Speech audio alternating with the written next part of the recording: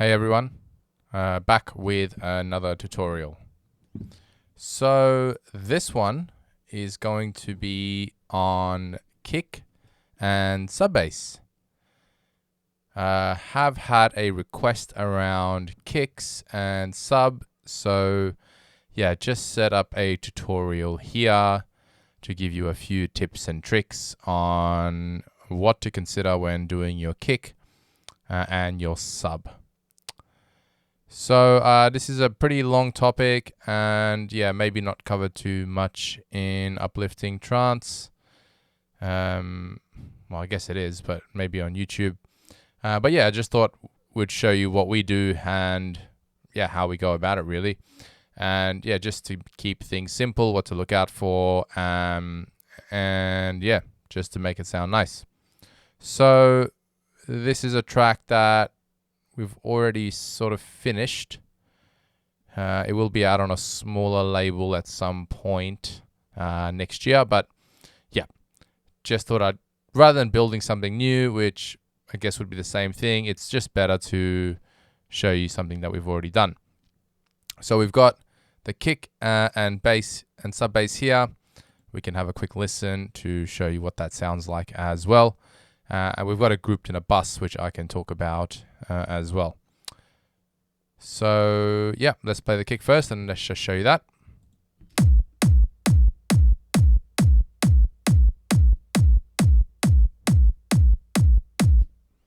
Yeah, pretty standard kick there. Yeah, pretty standard kick. Let's look at the sub.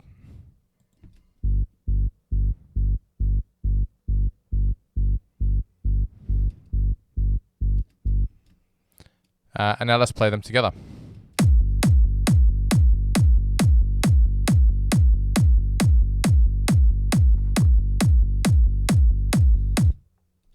So they do complement each other quite well. And that's really the trick. Like, how did we achieve that? It sounds pretty simple when you kind of isolate them and then, you know, you start putting them together and they don't gel with a track and everything just sounds all muddled and muddy and you don't really know why.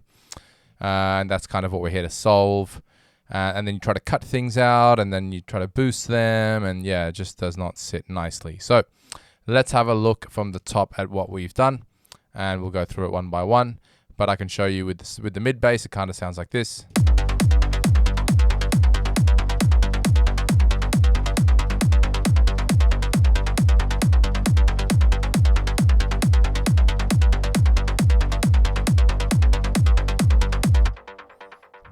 Yeah, sounding nice. So let's start off with the kick. This is the sample we've chosen. It's from the Dave Parkinson Trance Essentials, kick number 13, as our kick. So we'll just give it a play. Sounds quite nice. So what have we done here to make it sound so good? Let's first look at the waveform. So the way we do it in Ableton is there's a drum rack. You normally just line up the different types of kicks you want or you think will work with this track and then just see which one fits. Now, sometimes people will choose the kick first and kind of build the track around it. What I would suggest in this particular case, though, is choose a kick to start off with, but don't be afraid to change it later to suit the track more. So really, I should be starting with a sub, but the sub needs... It's easier to find a kick that complements the sub than it is to find a sub that complements the kick. So if you look at your sub bass first, it's easier to find a kick that sort of works with all of these bass lines than it is just to build something around a kick. Now, if I look at the other kicks here, oops, sorry.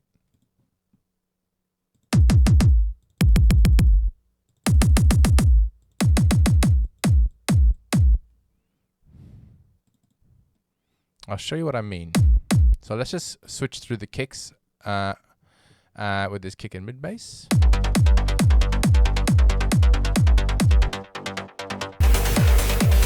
Oops, sorry about that. Didn't do that properly. Let's just do it again. So that's the kick we're using now.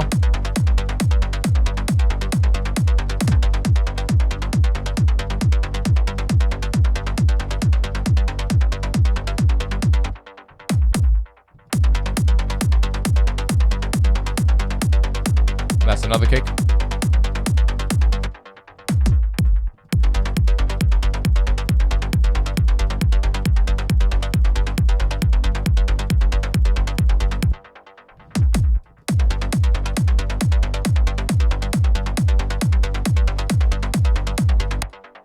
So the reason I did that was because it's easy to, let's say you've worked on your sub, you've worked on your mid bass, it's sounding really nice together. You've got your sub bass relationship with your mid bass sounding really good. That's a whole nother topic.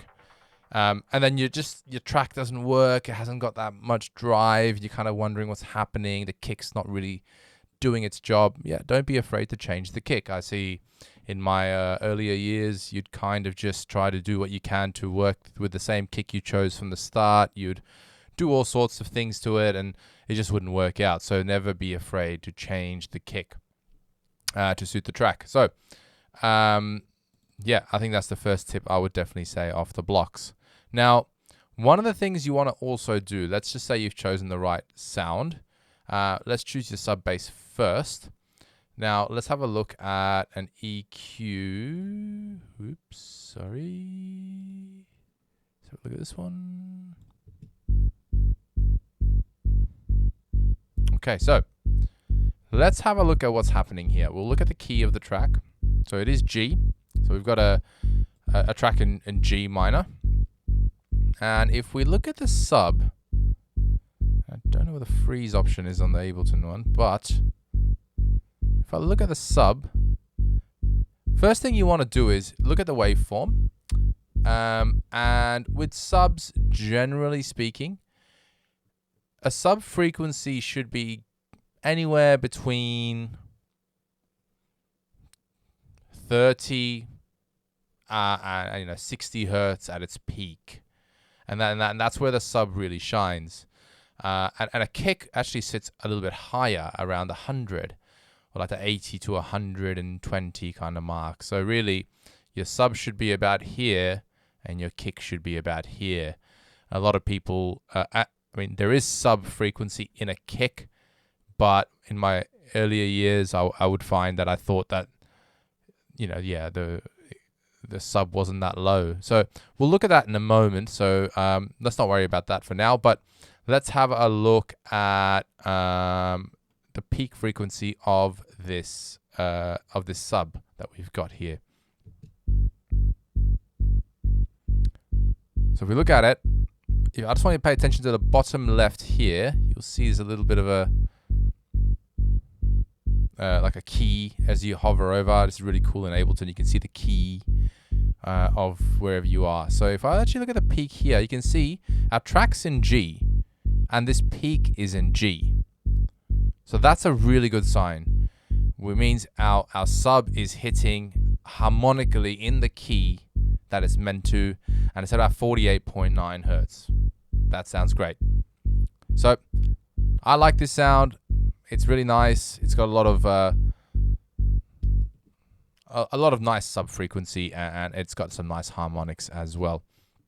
So I'm just going to put a fab filter on this just because I want to show you something.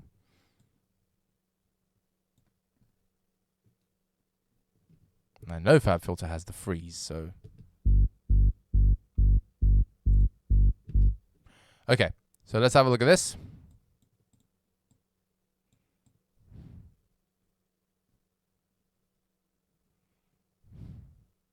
It's probably the EQ'd version. So we can see here, this is kind of what the sub looks like. You can see it's sitting still flush around that 50 to 80 hertz mark, and that's where the sub should sit. Of course, this is not a detailed view, but if I move it behind, I may be able to get what I'm after.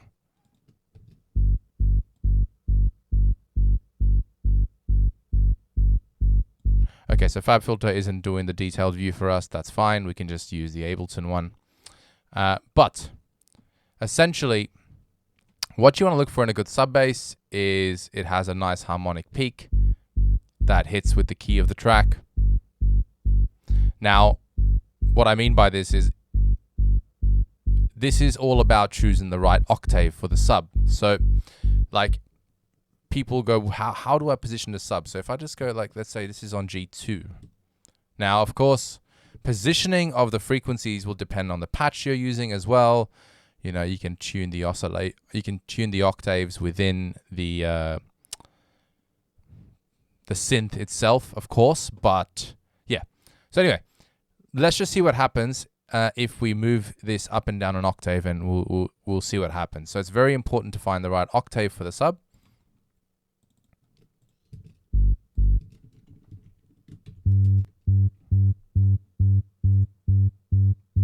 Now you can instantly see this is hitting at about 96. That's way too high. It's not really any sub. Kind of sounds a bit strange. Yeah, it just doesn't really work. Let's just bring it down an octave now. Now this is way too low. Like, it looks alright on the waveform, but you can see it's just below the 30 hertz mark. I mean, some people say 25. Below 25 hertz or 30 hertz, it's not really going to be audible. So you're just really getting a bunch of nothing. And I see this as well. You're confused about where do I, which octave do I put my sub in? Where should it peak? So yeah, if we look at, again, this sounds nice, peaks at about 50, exactly where the sub should be. Definitely keep that in mind. Now, in terms of the EQ that we've done on this, the cutoffs on this particular one is 495. That is because it fits well with the mid-bass relationship. Can go into that in another tutorial. And the low cut is about 30 hertz there. Rolls off a little bit. And yeah, so it's really just that simple. Sometimes there is some more EQing examples we can bring in. But that's not really the most important part about making your kick and sub sound harmonically put together. So yeah, I'll show you how to actually make it line up without using too much EQ to boost and cut things and all of that kind of jazz. We do have an R bass on this though. This one's sitting about 73. I can't remember the exact reason why, but it probably sounded good there. I would probably bet it's got something to do with the harmonics and the key of the track. So one of the things I actually do when I look at my kick and sub is I go to Wikipedia and I bring up this page. It's called Piano Key Frequencies. Why do I do that? Because if I want to tune my sub harmonically, I want to see what key it's in. So, for example, I'll just scroll to the bottom. We can see that G1 is at 48.99 hertz. Let's find G2, 97 hertz. This one's boosted at 73, probably just sounded good there. But 73 is also in the key of D. D harmonically fits with G in the G minor scale. So, yeah. I don't want to get too complicated, but yeah, just a nice boost there, and I'll go into that a little bit more in detail. But essentially, subs do require a little bit of harmonic tuning, but not too much. But just remember the first thing I said, find the right space. Don't put it on an octave too low, don't put it on an octave too high. Do a basic roll off and don't roll it off too far. I mean, I would say this is a good roll off. I wouldn't go to like 200, or I wouldn't start doing something like this because you're just losing all the harmonics. You really want those harmonics from the top end to really come through to basically fill up some space, and you can hear that sub. Otherwise, it sounds quite hollow. Look, I'll play it with the mid bass.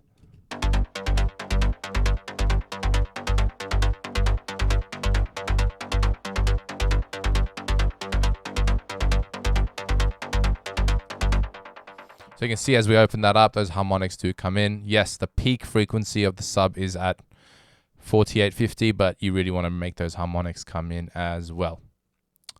So, what to do next?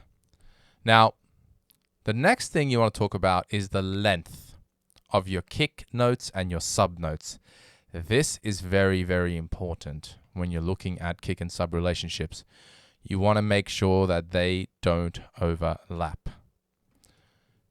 Let's have a look at an example we've already done. So I use something called an oscilloscope. Oscillos Mega is the oscilloscope that we use. I think it's fantastic. And in here, I've programmed the kick and sub. So let's just have a play and let's watch it on the oscilloscope and let's freeze it.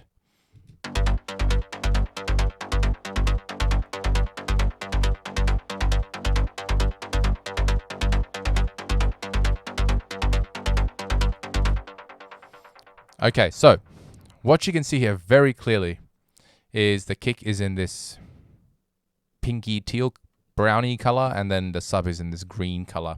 And just look, they do not overlap at all. This is really, really important when it comes to ensuring that your kick and sub do not clash and sound nice together. I've seen a lot of people, they try to mess around with EQs and all this kind of stuff, and it just does not work.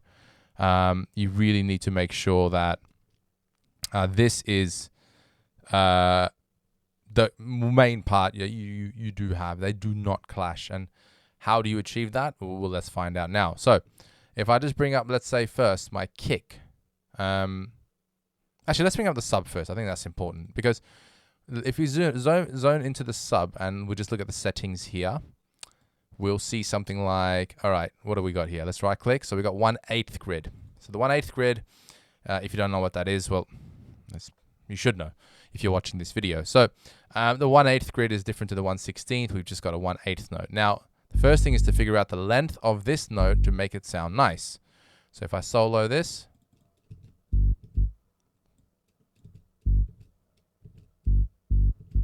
see how that's too short? Sounds the same. I think in this particular setting,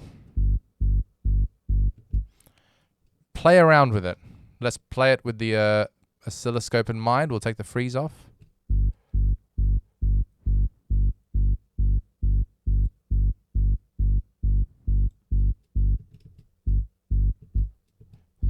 See that? I'm just going to make sure I loop this.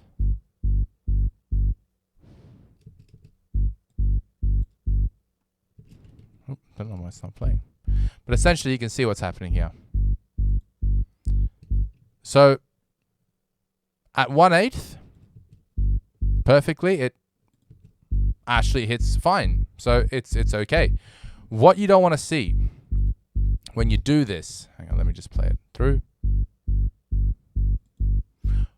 What you don't want to see when you do this is any bleed on either end. So if this, let's say, was bleeding too far into the kick or too far forward the other way, then you'd probably want to cut it. So make sure it's occupying the 1/8 space. That's fine. That's good. That's where we want it to be. Too much bleed either end, it just, does not work. And I mean, to achieve that, if you go into your synth, your ADSR can help you. So you can bring the release down, you can bring the sustain down. In this particular case, it was not recommended or needed. In my personal opinion, I think I tune the kick a little bit more, and I'll show you why. But yeah, I would never make my sub a little bit or clash more. I know a triplet, I'll do another sub one on triplets where some people like to have 1/16, and then they have like another one here. They do the old triplet kind of bass line. And I'll show you why I think this is one quick way to achieve that, but bring the velocity really low on this one. But I can show you why that I don't feel like that's probably needed.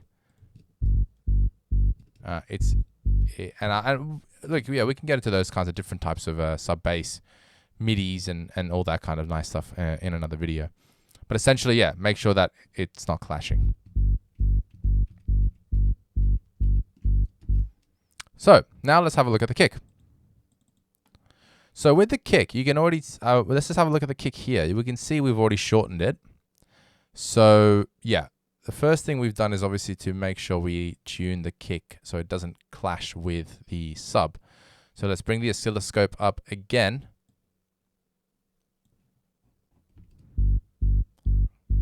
And if I extend this, you see that overlap starting to happen? That's what you want to avoid. Now, this is a massive reason. This is a massive reason why people's kick and subs do not sound good. Because of this overlapping. I cannot stress that enough. Make sure it does not happen. Now, on Ableton, we like to use the classic mode, which has ADSR. So you can tune your release down. Let's play around with that for a second.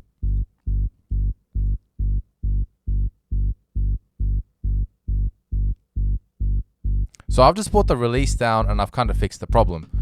As you can see, I'll just bring the release back up. See, the problem comes back. So in this particular case, you can either use this slider, then use your attack decay sustain release. It's completely up to you how you want to do it. But essentially make sure that they do not overlap. And the kick, don't let it bleed more than 1/8 out the other way. And I think that's really a good way to get your kick sounding nice.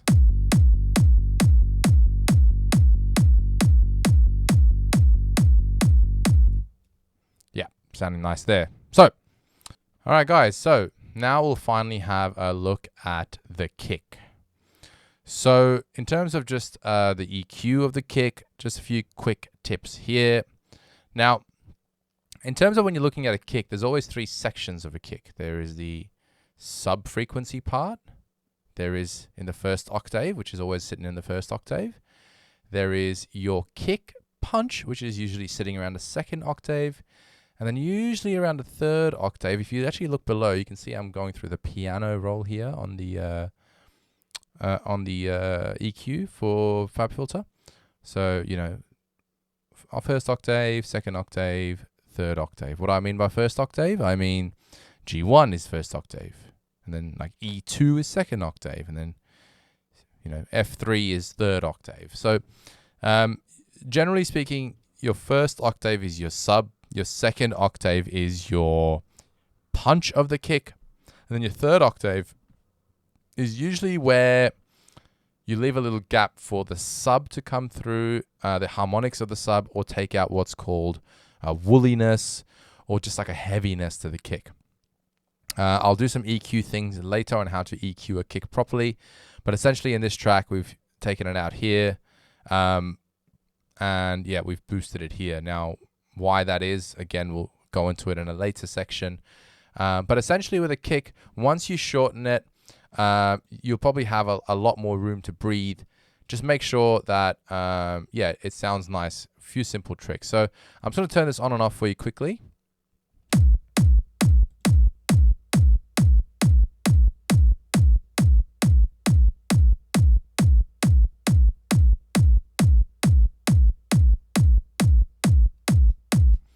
I don't know if you can hear that difference, but the punch definitely improves once you make room for it.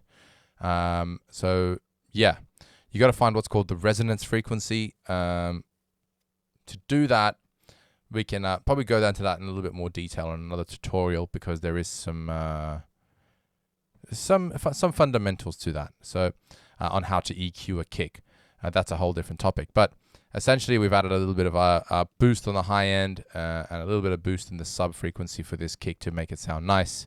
So I'll just turn that on and off so you can quickly see that. That's the kick before the EQ. And that's after the EQ.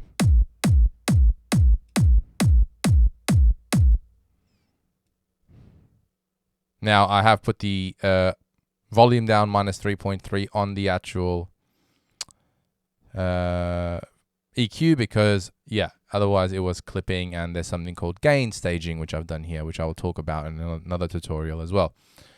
But essentially, those are the tips.